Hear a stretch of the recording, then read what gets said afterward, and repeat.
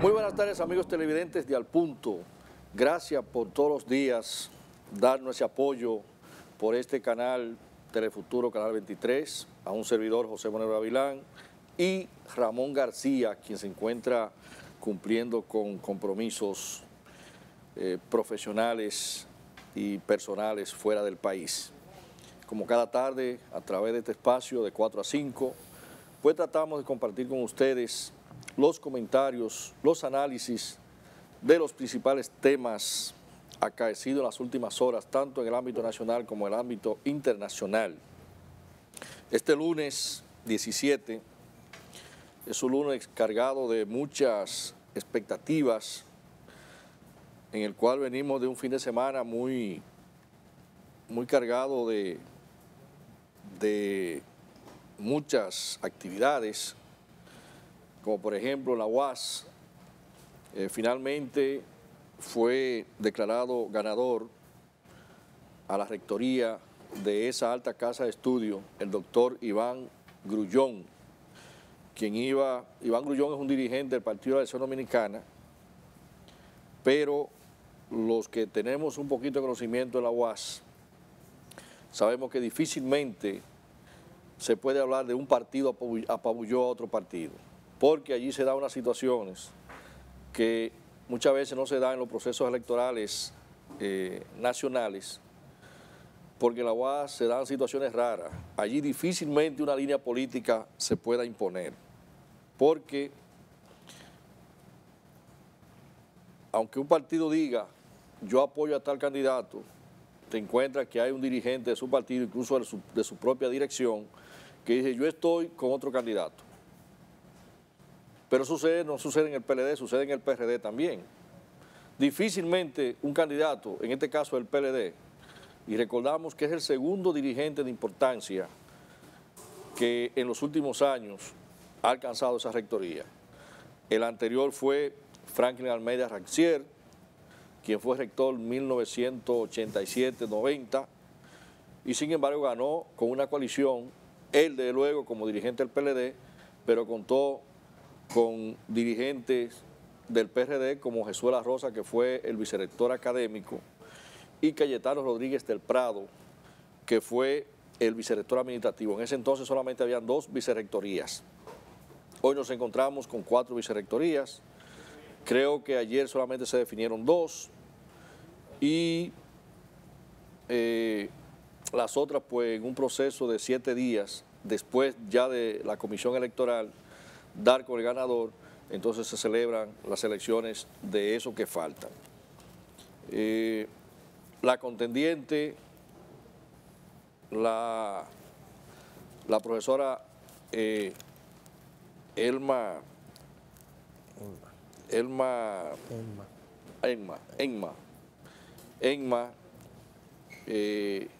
podríamos decir que fue la primera mujer que ha estado más cerca como rectora de la UAS. Y creo que es un gran aporte, es un gran avance de la mujer huastiana, porque si bien es cierto que Iván ganó con un 51 y tanto, que era lo necesario para ganar, pero el hecho de que ella haya alcanzado una votación muy significativa, lo cual podríamos decir que fue una votación muy cerrada, significa que fue una gran contendiente, y de seguir con el ritmo de trabajo, pues en 4 años, porque a partir de este proceso también, que fue parte de lo novedoso que tuvo este proceso, va a ser por 4 años. O sea, antes la rectoría eran 3 años, ahora va a ser 4 años. Entonces yo creo que ese proceso también novedoso va a impregnar algunos líos que se dieron como es normal, y yo creo que uno de los desafíos que tiene estas nuevas autoridades que tomarán posesión dentro de unos días es precisamente combatir esa anarquía. Recordemos que un tiempo atrás hubo la muerte de un coronel, donde sus responsables hoy están siendo procesados. Y el grupo estudiantil al cual ellos pertenecían, el FELABEL, ha sido declarado nulo, o sea, ilegal, fuera de lo que es el ambiente estudiantil de la Universidad Autónoma de Santo Domingo. Y esto que significaron eso, que son parte de esos grupos y que son parte de una cultura de sectores que se resisten a morir es que aquellos que pensaban que la Universidad Autónoma de Santo Domingo era un campo de batalla, que era un charco de petróleo para algunos, ya yo creo que hay que ir acabando con eso. Esa época de Guerra Fría, los tiempos de Guerra Fría, donde grupos pensaban que ahí se iba a hacer la revolución, porque solamente tenían incidencia ahí. O sea, que esa revolución, esas ideas izquierdistas o supuestamente izquierdistas que ellos enarbolaban, solamente era en el ámbito de la universidad. Pues incluso con los años, representantes de ellos no han llegado ni a un 1% de las elecciones generales que se han presentado, en las elecciones presidenciales del país. Amén que para poder sacar un diputado, para poder sacar regidores, han tenido que aliarse las fuerzas mayoritarias de la República Dominicana. Y siguen incidentando con acciones como esa, donde en un universo donde se iban a votar menos de 3.000 personas, pues hay 3 heridos que ojalá se recuperen pronto, sin necesidad, porque algunos, en este caso, los que pierden, porque difícilmente los tiros salen del que va a ganar o del que ganó. Los tiros salen del perdedor, de aquel que sabe que lo perdió, que está perdido. Y como siempre quiere camotear. También estuvo el discurso de Hipólito Mejía, lógicamente, que eso fue bien sazonado el fin de semana pasado. También estuvo el discurso esta mañana de Abinader, de Luis Abinader, en el cual un discurso un tanto que lo vamos a ir analizando en el transcurso de este espacio. Ni sí ni no, se queda en el PRD, pero no se quiso inscribir. Dice que se va a presentar a la candidatura presidencial, que cuando venga ese proceso se va a inscribir, pero que en este proceso no se va a postular porque no le interesa ninguna posición dirigencial dentro de ese partido. El caso de Hipólito fue prácticamente una copia de lo mismo de Hipólito, con una diferencia de que él no ha dicho que se va del PRD. Dice que se queda en el PRD. El caso de Hipólito Mejía, todos sabemos que llamó a la dirigencia, a la militancia del Partido Revolucionario Dominicano a que no participe en ese proceso. Y lo que quiere decir que él tampoco, de luego, no va a participar. Hoy tenemos un invitado muy especial que va a estar compartiendo con nosotros en esta tarde. Es un dirigente sindical que, aparte de su juventud, a pesar de su juventud, tiene una dilatada vida en el sindicalismo nacional. Y también es dirigente del Partido de la Liberación Dominicana y también es un gran conocedor de lo que es, porque además es abogado, de lo que es la seguridad social. O sea, desde que comenzó el proceso, de muy antes del proceso, viene inmerso en este proceso, y en un momento que se está discutiendo el cambio o algunas modificaciones al Código Laboral de la República Dominicana, y en un momento que hay fuertes indicios, a veces podríamos decir que son rumores, pero a veces hay posiciones autorizadas que dicen que el IDSS, el Instituto Dominicano de Seguros Sociales, es posible que sea cerrado, que va a comenzar la Red Única de Salud Pública, y Francisco, que fue miembro de ese consejo, es un plato fuerte para orientar a nosotros sobre qué es lo que está pasando en el IDSS. Vamos a darle la bienvenida al amigo, compañero Francisco Ramírez, con quien vamos a tocar todos estos temas y también políticos, porque Francisco no solamente está en el ámbito sindical, sino que también es un dirigente del Partido de la Liberación Dominicana. Pero Francisco, en un momento en que he estado al rojo vivo, y vamos a comenzar porque muchos de nuestros televidentes, de luego que son trabajadores y trabajadoras, y todo el pueblo en sentido general, pues tiene inquietud sobre qué es lo que va a pasar con esas modificaciones. Vemos que ya el sector empleador ha estado planteando que se reduzca a 3 años el tope de la cesantía. También se habla de un autoseguro, qué sé yo, de desempleo y una serie de cosas. Pero quisiéramos que tú nos tocaras qué es lo que está pasando, si tú formas parte de estas discusiones, cuál es la posición oficial del movimiento sindical en la República Dominicana. Muchas gracias, Monegro, y agradecerle también la invitación de los Santos y a Juan. Juan, sí, y a Ramón García. Ramón García, al punto. Punto. Otra vez hemos estado por aquí. Nosotros que estamos ahora encabezando la Confederación de Trabajadores Unitarias y tenemos también un espacio de unidad con 2 centrales sindicales más, que son la UGTD y la CUT, hemos dado nuestra voz de alerta y también hemos puesto nuestra posición con relación al proceso de la revisión del código.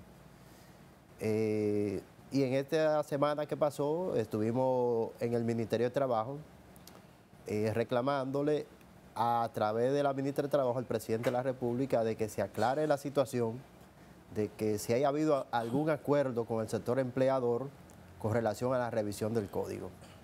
¿Por qué razón? Porque a partir de que el gobierno se sentó o se reunieron con el sector empleador, salió la comisión, el decreto creando la comisión, que el sector sindical no ha pedido en ningún momento que se revise el código.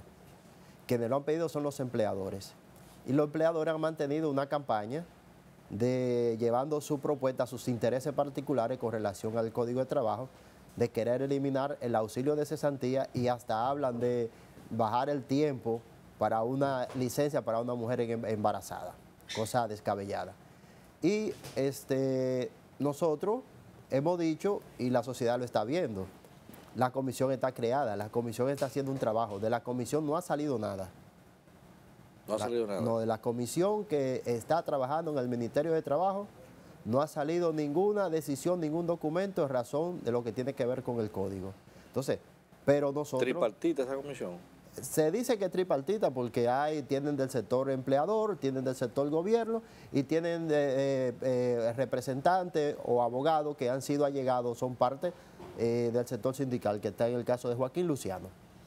Pero lo que me refiero es, Francisco, o sea, ¿qué es lo que se va a modificar?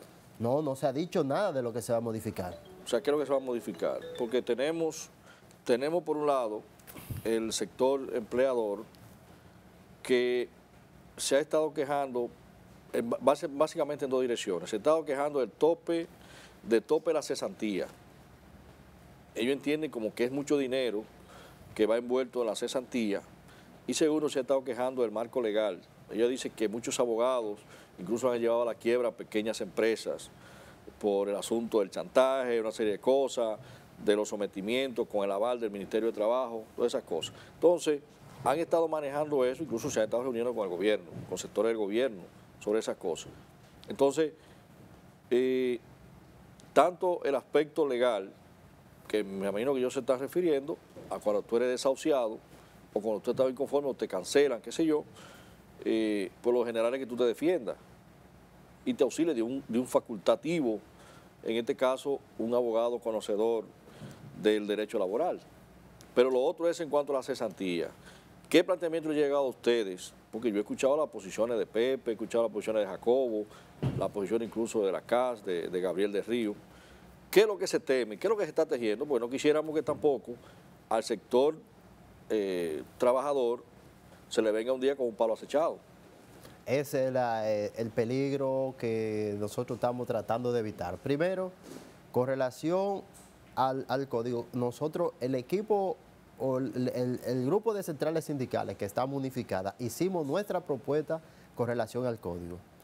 Y el Código de Trabajo es claro en decir que las reivindicaciones adquiridas por los trabajadores no son objeto de ninguna convención en contrario. Por ejemplo, no se puede modificar, pero hay otro escenario que es el que también tenemos que estar vigilantes y para eso estamos preparando a nuestros dirigentes. Te quiere llevar el cliché de que las reivindicaciones adquiridas, los beneficios adquiridos se van a mantener igual, pero es con la idea entonces de querer cambiarte para lo que vienen de ahí para acá. Pero vamos a ver lo siguiente. En 1992, el código de 1992, el que tenemos ahora actualmente, que era el código Trujillo, que fue el que se modificó, las cesantías eran de 14 días. Entonces, en este código de ahora, en el que estamos ahora, se lleva a 21 días. 21 días. El preaviso era creo que de 14 días también o de 21 días, se lleva a 28. Entonces resulta que tenemos un sector empleador en la República Dominicana que hay que decirle patrón, que te quieren, en vez de modificar para mejorar, te le quieren quitar los beneficios a los trabajadores. Porque en la República Dominicana tampoco no hay condiciones, ni ellos están en capacidad de hablar de un seguro de desempleo. Entonces te están hablando, por eso también hemos dicho que eso es también para ablandar a la población, porque lo que está no se puede quitar, lo que se puede mejorar. Entonces lo que se está haciendo es llevándole a la población una incertidumbre, hablándole que van a bajar la cesantía, la propuesta, y gente también haciéndole, dándole importancia a eso. Porque si al Código de Trabajo lo modifican y perjudican a los trabajadores, los tribunales de la República están ahí, porque no puede caminar para atrás.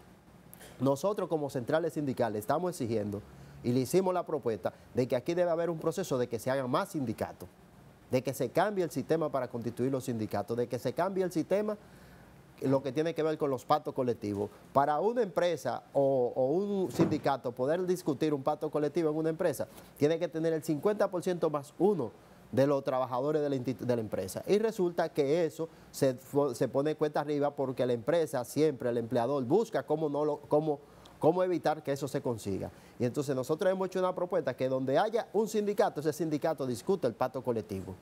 ¿Para qué? Y que los sindicatos de empresas se pueden constituir con un mínimo de 10 trabajadores. Esa propuesta está en la página que la comisión abrió para ese proceso. Pero hay un asunto, Fran.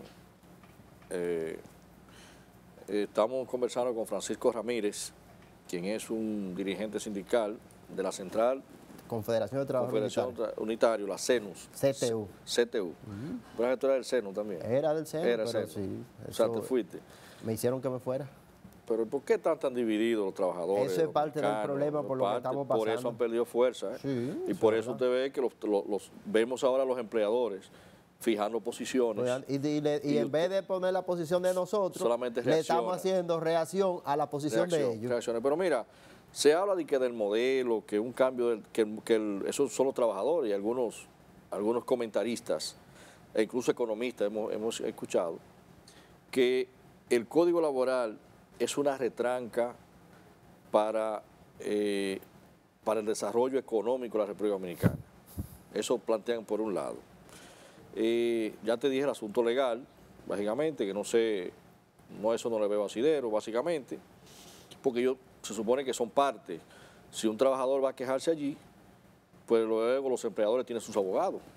O sea, imagino que si el juez hace causa común, es con aquella parte que haya demostrado que tiene razón. Que tiene razón, ¿verdad? Pero también está el asunto de la cesantía, donde ellos plantean incluso que debe tomarse en cuenta el salario mínimo cotizable que se maneja en la Seguridad Social.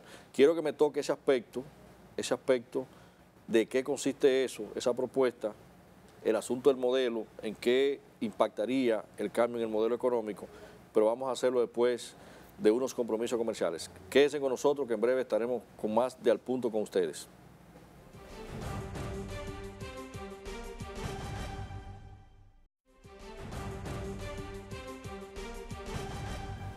De regreso al punto, estamos conversando con el licenciado Francisco Ramírez, quien es secretario general de la Confederación de Trabajadores Unitaria, CTU.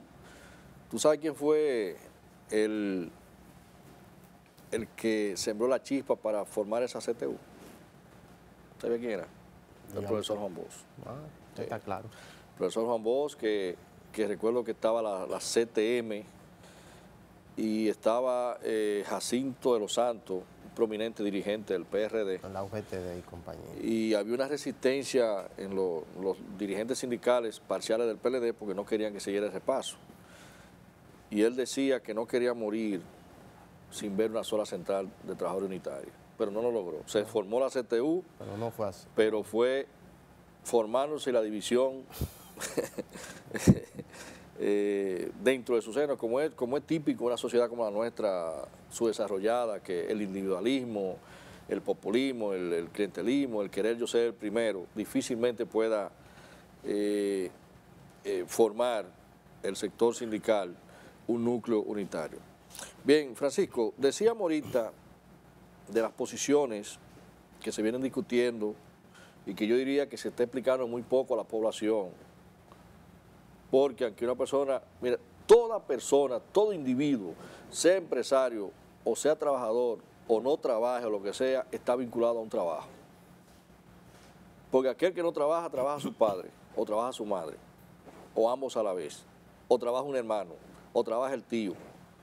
Entonces lo que pasa en ese proceso que pueda afectar al trabajador, afecta a aquel, aunque sea estudiante, que no esté trabajando.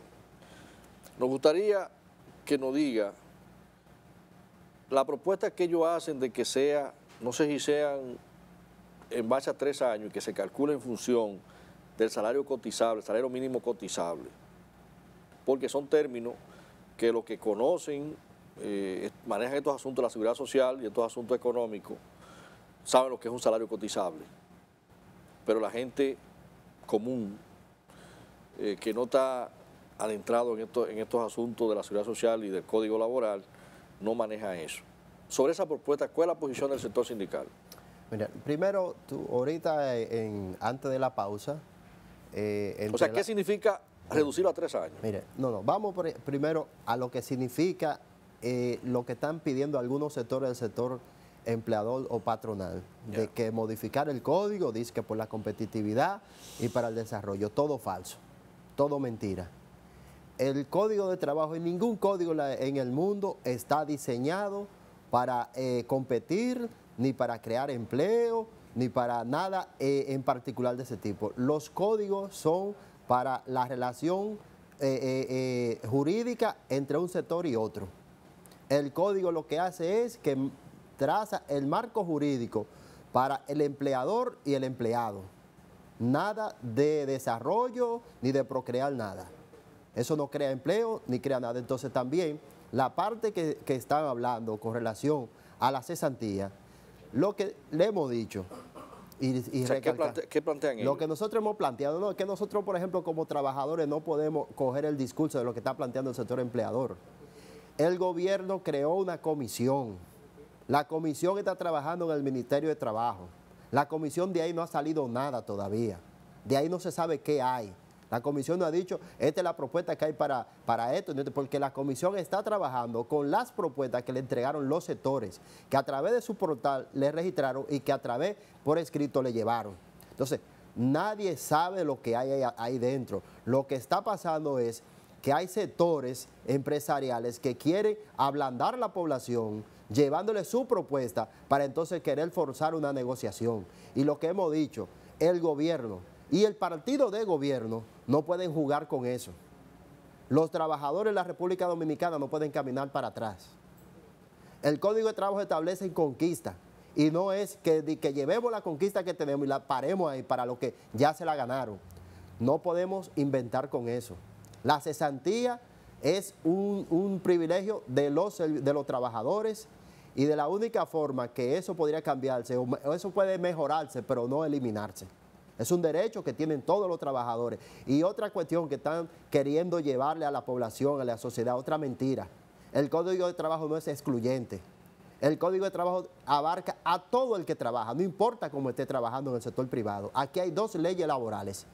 La ley del sector privado, que es el Código de Trabajo, y la ley 4108, que es los servidores públicos. Esas son las 2 leyes laborales que hay en la República Dominicana. El Código de Trabajo, todo el que trabaja dependiente de otro tiene derecho ya adquirido. Nada más tiene que pasar de 3 meses trabajando con esa persona. Entonces, ese cliché que quieren llevar de que el código abarca nada más a una parte de la población, eso es mentira. El código abarca a todo el que trabaja dependiente de otro. Si usted se subió en una camioneta de un chinero... Perdón, ¿y a qué se refieren ellos, Francisco, de que están excluidos? O sea, cuando tú dices que ellos dicen que hay trabajadores que no están contemplados en el código. O sea, ¿cuáles trabajadores? Eso mismo que están diciendo, que lo que está en el sector informal no lo abarca el código. Quieren ligar el problema, el tema del código lo quieren ligar con la seguridad social. 2 cosas diferentes. La seguridad social es una y el código es otra. Que es ahí donde tenemos que estar claros. No me hablen del salario cotizable. El salario cotizable, eso es para la seguridad social, para hacer un marco de referencia para cómo se cotiza. Eso es una cosa.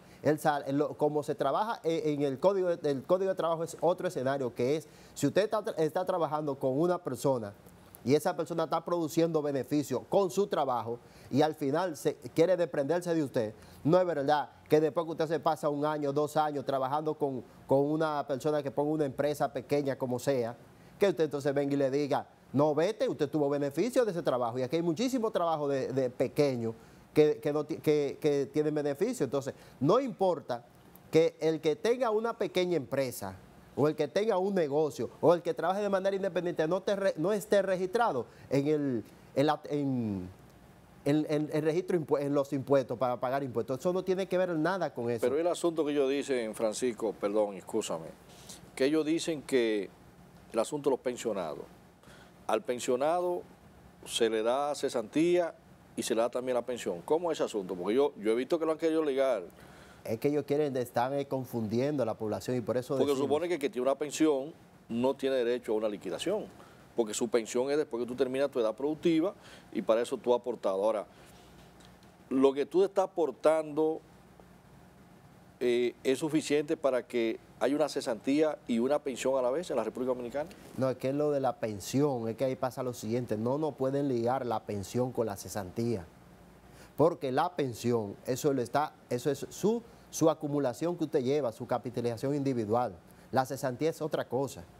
La cesantía es, por ejemplo, auxilio de cesantía, como se identifica. ¿Qué significa eso? Usted está trabajando en una empresa X, tiene 1 año trabajando y el empleador dice, ya yo no quiero que tú sigas trabajando aquí, ven mañana que te voy a entregar. Entonces, ¿qué tiene que entregarle? Son 21 días como auxilio de cesantía para que esa persona, en lo que consigue trabajo, entonces se pueda administrar con esos recursos que se le entrega. Entonces, eso no tiene que ver una cosa con la otra. Lo que pasa es que quieren confundir a la población, ligando el tema de la seguridad social, ligándolo con el tema del Código de Trabajo. Y con respecto a lo que tú decías, porque esto es muy interesante, esta conversación con Francisco Ramírez, quien es secretario general de la Confederación de Trabajadores Unitarias, CTU. Tú decías que el sector empleador, me imagino que en esas discusiones, ha estado hablando de la cobertura de los trabajadores informales. Pero lo que nos choca a nosotros es porque el que trabaja informal, de manera informal, no tiene patrón. No tiene patrón. E incluso, si entraría, que yo lo dudo, si entraría en vigencia el régimen contributivo subsidiado, el sector informal va a pagar una parte y el Estado tendría que pagar otra. Eso es lo que está contemplado. Así es lo que dice la ley. Eso en cuanto a la seguridad social. Pero desde el punto de vista de las relaciones laborales, y no sé por qué se mezcla, a menos que sea que se quiera confundir, el trabajador informal, a menos, y eso sí yo lo he escuchado y estoy de acuerdo, aquí hay que definir estrategia, y yo creo que el problema no es el código laboral, el problema aquí es el modelo económico. Y el código laboral no tiene nada que ver con el modelo económico. Así es. ¿Entiendes? Lo que hay que trabajar es para que cada vez más haya más empleo estable que informales. ¿Por qué lo que pasa? Que tú te encuentras con motoconchistas, los conchos, los carros de concho. Te encuentras, por ejemplo, con el que vende fruta allá en el IDCS. Tú puedes estar seguro que esa persona mensual se gana más de 40 o 50 mil pesos vendiendo fruta, que se lo gana. Pero ni está aportando a la seguridad social, ni está aportando al fisco, ni está aportando a nada. No está aportando nada. Pero estoy seguro que cuando se le enferman sus familiares, van a los hospitales públicos. Entonces yo creo que ahí, y es un asunto que debe ir trabajando el Estado a través de impuestos internos, con la seguridad social, con lo que sea. Hay muchos mecanismos para trabajar en esa dirección.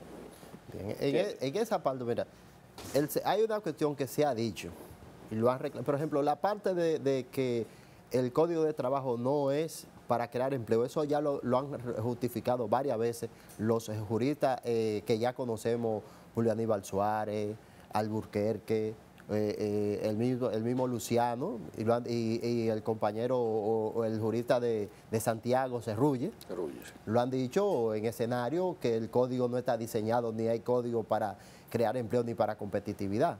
Con la informalidad, lo que pasa es que hay empresas pequeñas, por ejemplo, todo el que es dependiente de, por ejemplo, usted coge una camioneta y la llena de China o de naranja. Sí. Y le dice a un vecino o a un muchacho, ven, súbete en esta camioneta y acompáñame a vender esta China. Duró un año en eso. Ya ese señor que subió a ese muchacho ya tiene derecho adquirido. El día que él le diga, apéate de la camioneta, nada más tiene que ser que si el muchacho no reclama su derecho y se le prescribió su tiempo, perdió su derecho. Pero si él se va al Ministerio de Trabajo o busca un abogado y reclama sus derechos adquiridos, su cesantía y su preaviso, el dueño de la camioneta tiene que responderle. Por eso, ¿por qué? Porque el Código de Trabajo es para la relación trabajador de dependencia. Claro. El que está un solo empleado, una sola persona que tiene su negocio él solo, no, ya ese es un trabajador independiente, eso no tiene que ver con código, ese es una persona que se regula con el sistema regular del Estado. Bien. Francisco, ¿qué va a pasar con el IDSS? ¿Lo van a cerrar o va a seguir operando? Pero esa respuesta tú no la vas a dar después que regresemos de una pausa que tenemos para cumplir con unos compromisos comerciales. Quédense con nosotros que en breve tenemos más de Al Punto.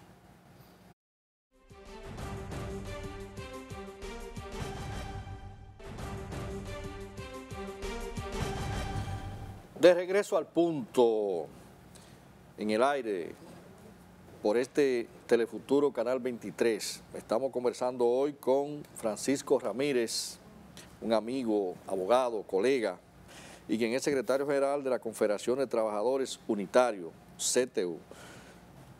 Francisco, te decía antes de la pausa, la situación del IDSS, que yo diría que no es más que su historia de 65 años, 65 tiene o 66. Creo que había una cuestión que hablaba de 65 años. 65 años, o sea, de altas y bajas. Particularmente yo creo que el Seguro Social cumplió su rol. O sea, porque no queremos ahora decir que el Seguro Social nunca ha servido. Ante la ley 87-01 del 9 de mayo del 2001, lo que se entendía por seguridad social en la República Dominicana era el IDSS. Ahora, luego que entró el sistema dominicano de seguridad social, con la ley 87-01, ya el Seguro Social, que recuérdate que la ley le dio 5 años para que hiciera las modificaciones que por mandato de la ley debía hacer el Seguro Social para o transformarse en una ARS, desde el punto de vista que venía haciendo funciones de ARS, ¿verdad? Pero también como prestadora, porque sabemos que el IDSS tiene aproximadamente unas 30 hospitales, ¿no? 30. Aproximadamente. Tiene una buena red. Una buena red, y también tiene muchas policlínicas a todo lo largo y ancho del país, lo cual es un activo que es de los trabajadores y que es del Estado Dominicano, básicamente. Es un activo muy cuantioso. Y también, ¿por qué no?, todo lo que fue su desempeño en lo que era el otorgamiento de pensiones, sobre todo para los trabajadores del sector privado y aquellos que ganaban menos en el Estado, que yo recuerdo que en un momento solamente, y eso sí es verdadera exclusión, porque el IDSS solamente llegaba hasta un tope de los servidores públicos, los demás de ahí tenían que ir a un seguro privado. Hoy no. Hoy incluso en la ARS el Seguro Social puede estar todo el que quiera, básicamente, y el seguro de riesgos laborales, que sí le dio la ley 87-01 la exclusividad al IDSS. Pero, incluso creo que la semana pasada, y luego de un proceso de protestas por el retraso del pago y una serie de cosas, prácticamente el director general, el doctor Sabino Báez, decretó al IDSS en quiebra. Tú que conoces, porque tú fuiste miembro del Consejo Directivo del IDSS y que también, como dirigente sindical, ustedes tienen también presencia en esos organismos de la seguridad social. ¿Cuál es la situación actual del IDSS y qué ustedes creen que va a ser el futuro inmediato de ese otrora mecanismo de seguridad social antes de la entrada en vigencia de la ley 87-01? Mira, Monegro y amigos televidentes de Al Punto. El problema del seguro social, en primer escenario, está no directamente en el IDSS. El problema del seguro social está en su prestadora de servicios de salud, Salud Segura. Ahí es que está el problema, donde están el grueso, más de 9.000 empleados tiene la prestadora de servicios Salud Segura. Y es el área que está en responsabilidad de darle los servicios a los afiliados que tienen las ARS, que tiene la ARS Salud Segura. Entonces, ese es el problema.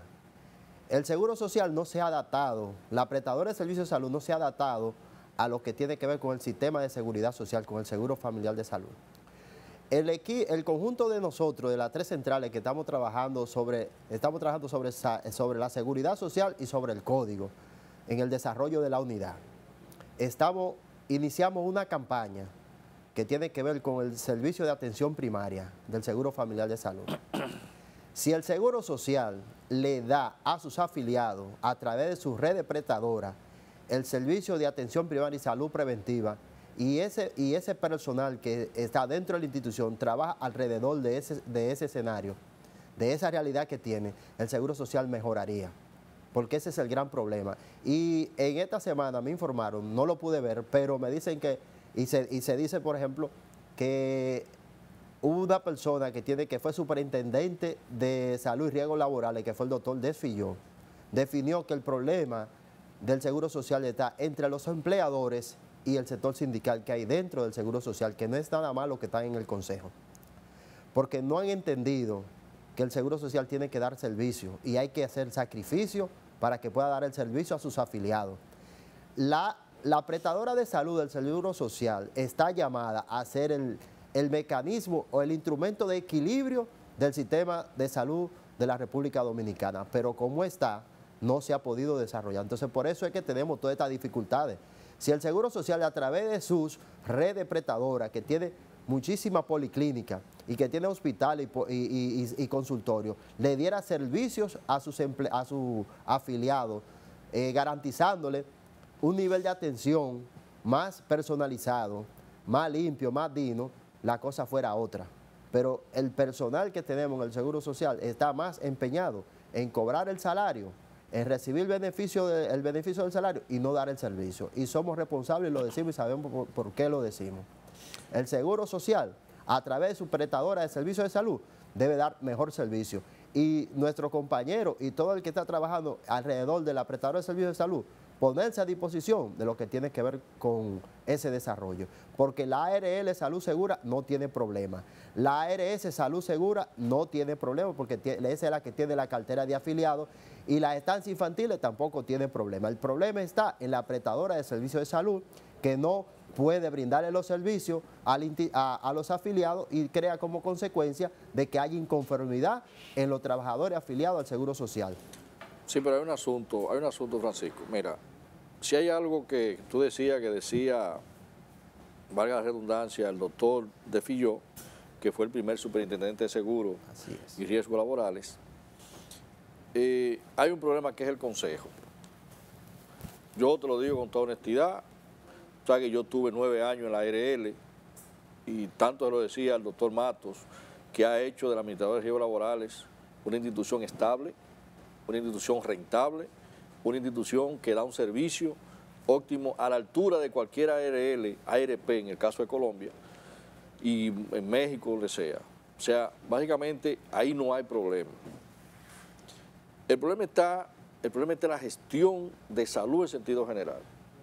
Es que no es posible, y tú ves que esa cartera que tú decías de asegurado, se han ido a las ARS privadas, porque no es posible que tú vayas al Gautier, nunca hay medicina, nunca hay equipo, el médico no va, pero va el médico, y eso mismo se da en salud también, el médico no va al Seguro Social en el horario que tiene que ir, pero tú le encuentras en la nómina de la Plaza de la Salud, le encuentras a Abel González y le encuentras en su negocio privado. Así es. Le encuentras en 4 y 5 nóminas en la Tesorería y la Seguridad Social, pero al Estado no hay quien le cumpla, básicamente.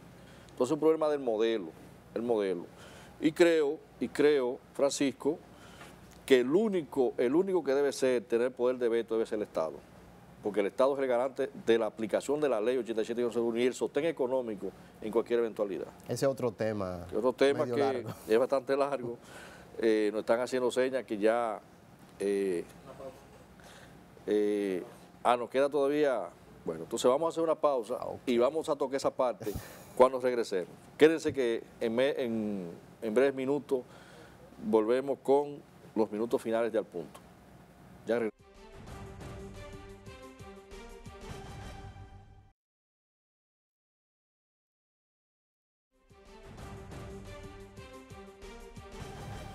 De regreso con los minutos finales de Al Punto. Francisco, ya brevemente, te decía que una de las novedades es que reposa en el Congreso Nacional la creación de la Red Única de Salud Pública, la Red Única, ¿verdad? Que la van a Que someter lo van a hacer, otra vez. lo van a someter para que tenga personería jurídica, pero que la ley 87-01 lo contempla. Sí, la ley O sea, que el manda presidente puede mandar a que entre en vigencia, pero si entra con una personería jurídica tendría más oportunidad. ¿Cuál sería la suerte que correrían los hospitales del Seguro Social ante esa red? Mire, la suerte que se tiene que buscar con los hospitales y el personal y todo lo que tiene que ver con el Seguro Social es que se le garantice los servicios a los afiliados. Si al final los afiliados del Seguro Social se le garantizan los servicios y esta red de salud le sirve de contrapeso al sistema, que no anda buscando beneficios, es una garantía para el sistema. Entonces, todos los actores tenemos que estar alrededor de este proceso para que el Seguro Social funcione como está llamado a funcionar, que no es como está actuando ahora. Entonces, nosotros estamos contestes y claro que eso es lo que se tiene que sacar de este proceso, no lo que se está viviendo ahora. Una institución que es un elefante blanco, donde el gobierno tiene que introducirle dinero todos los años y todos los meses. Y después que quiten esas prestadoras, ¿qué va a quedar del Seguro Social? No, pues el Seguro Social sigue con su ARL, sigue con sus estancias infantiles y sigue con su ARS también. Pero la ley contempla que esas estancias infantiles va a pasar a educación. ¿Se contemplaba que o a salud pública o a educación? No, esa ley yo no te puedo hablar de eso. Pero eso está planteado. Eso está planteado. Eso es del Consejo de la Seguridad Social. Bueno, Francisco, se nos quedan muchos temas de la seguridad social. Este es un tema que se llevaría 15 días, porque es bastante amplio, pero ya nos han hecho señas que se acabó el tiempo. Y no será que hasta otra entrega más de su programa, Al Punto, que por este Telefuturo Canal 23, un servidor, José Monegro y Ramón García, que llevan con ustedes. Pero quédense en sintonía porque en breve vamos a tener un muchacho del Poder de la Tarde. Hasta mañana, si Dios quiere.